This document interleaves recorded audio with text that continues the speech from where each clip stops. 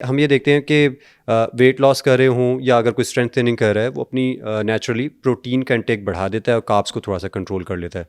तो ऐसे सिनेरियो में अगर हम हाई प्रोटीन ले रहे हैं मीट फॉर्म में, चिकन ले रहे हैं, मटन है या बीफ है, कुछ भी है, तो क्या ये जो मीट हम ले रहे हैं for the sake of protein और as a source of protein, तो क्या ये हमारे मैदे के लिए नुकसानदेह हो सकता है? क्या ये कोई कॉज कर सकता है ऐसा कोई चीज़ जो अनकम्फर्टेबिलिटी? देखिए, इस पे ये आता है कि लोग चर्बी नहीं रिमूव करते। अगर अच्छा। आपको अगर हम देख रहे हैं कि बीफ पड़ा है हमारे सामने और उस पे चर्बी भी लगी हुई है और अगर हम चर्बी रिमूव नहीं कर रहे तो वो प्रॉब्लम कर सकता है।